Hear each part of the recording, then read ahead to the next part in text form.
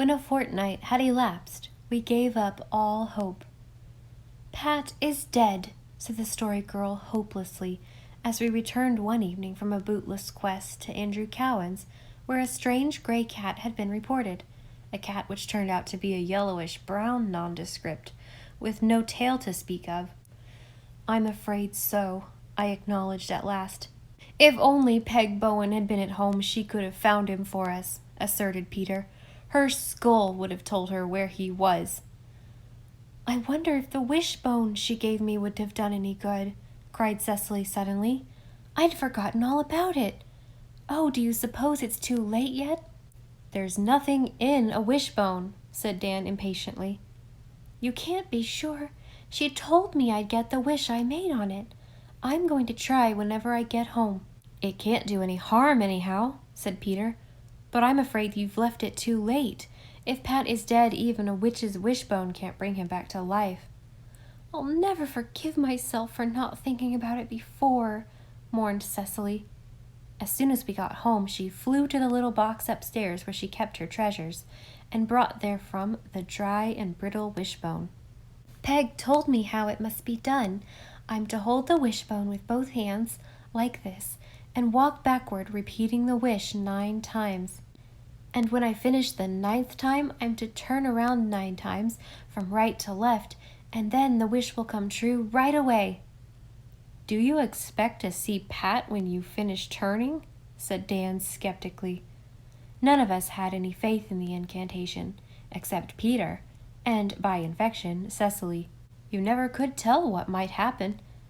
Cecily took the wishbone in her trembling little hands and began her backward pacing, repeating solemnly, "I wish that we may find Paddy alive, or else his body, so that we can bury him decently." By the time Cecily had repeated this 9 times, we were all slightly infected with the desperate hope that something might come of it.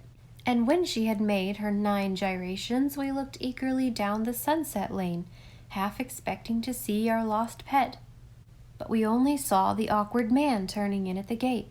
This was almost as surprising as the sight of Pat himself would have been, but there was no sign of Pat, and hope flickered out in every breast but Peter's. "You've got to give the spell time to work," he expostulated. "If Pat was miles away when it was wished, it wouldn't be reasonable to expect to see him right off." But we of little faith had already lost that little, and it was a very disconsolate group which the awkward man presently joined. He was smiling, his rare, beautiful smile which only children ever saw, and he lifted his hat to the girls with no trace of the shyness and awkwardness for which he was notorious. "Good evening," he said. "Have you little people lost a cat lately?" We stared. Peter said, "I knew it," in a triumphant pig's whisper. The Story Girl started eagerly forward. "Oh, Mr. Dale, can you tell us anything of Patty?" she cried. "A silver-gray cat with black points and very fine marking?" "Yes, yes." "Alive?" "Yes." "Well, doesn't that beat the Dutch?" muttered Dan. But we were all crowding about the awkward man, demanding where and when he had found Patty. "You'd better come over to my place and make sure that it really is your cat," suggested the awkward man, "and I'll tell you all about finding him on the way. I must warn you that he is pretty thin, but I think he'll pull through." We obtained permission to go without much difficulty, although the spring evening was wearing late, for Aunt Janet said she supposed none of us would sleep a wink that night if we didn't. A joyful procession followed the awkward man and the Story Girl across the gray, star-litten meadows to his home, and through his pine-guarded gate. "You know that old barn of mine back in the woods?" said the awkward man. "I go to it only about once in a blue moon. There was an old barrel there, upside down, one side resting on a block of wood. This morning I went to the barn to see about having some hay hauled home, and I had occasion to move the barrel. I noticed that it seemed to have been moved slightly since my last visit, and it was now resting wholly on the floor. I lifted it up, and there was a cat lying on the floor under it. I had heard you had lost yours, and I took it this was your pet. I was afraid he was dead at first. He was lying there with his eyes closed, but when I bent over him he opened them and gave a pitiful little mew, or rather his mouth made the motion of a mew, for he was too weak to utter a sound." "Oh, poor, poor Patty!" said a tender-hearted Cecily tearfully. "He couldn't stand, so I carried him home and gave him just a little milk. Fortunately, he was able to lap it. I gave him a little more at intervals all day, and when I left, he was able to crawl around. I think he'll be all right, but you have to be careful how you feed him for a few days. Don't let your hearts run away with your judgment and kill him with kindness." "Do you suppose anyone put him under that barrel?" asked the Story Girl. "No, the barn was locked. Nothing but a cat could get in. I suppose he went under the barrel, perhaps in pursuit of a mouse, and somehow knocked it off the block and so imprisoned himself." Paddy was sitting before the fire in the awkward man's clean, bare kitchen. Thin, why, he was literally skin and bone, and his fur was dull and lusterless. It almost broke our hearts to see our beautiful Paddy brought so low. "Oh, how he must have suffered," moaned Cecily. "He'll be as prosperous as ever in a week or two," said the awkward man kindly. The Story Girl gathered Paddy up in her arms. Most mellifluously did he purr as we crowded around to stroke him.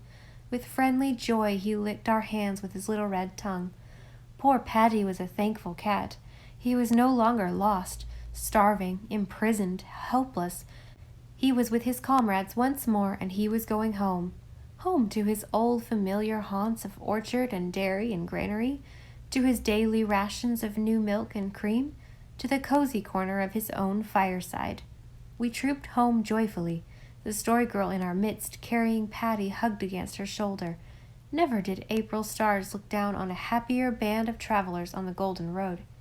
There was a little gray wind out in the meadows that night, and it danced along beside us on viewless fairy feet, and sang a delicate song of the lovely waiting years, while the night laid her beautiful hands of blessing over the world. "You see what Peg's wishbone did," said Peter triumphantly. "Now look here, Peter, don't talk nonsense," expostulated Dan. "The awkward man found Paddy this morning, and had started to bring us word before Cecily ever thought of the wishbone. Do you mean to say you believe he wouldn't have come walking up our lane just when he did, if she had never thought of it?" "I mean to say that I wouldn't mind if I had several wishbones of the same kind," retorted Peter stubbornly. "Of course, I don't think the wishbone had really anything to do with our getting Paddy back, but I'm glad I tried it for all that," remarked Cecily in a tone of satisfaction. "Well, anyway, we've got Pat, and that's the main thing," said Felix. "And I hope it will be a lesson to him to stay home after this," commented Felicity. "They say the barrens are full of mayflowers," said the Story Girl. "Let us have a Mayflower picnic tomorrow to celebrate Paddy's safe return."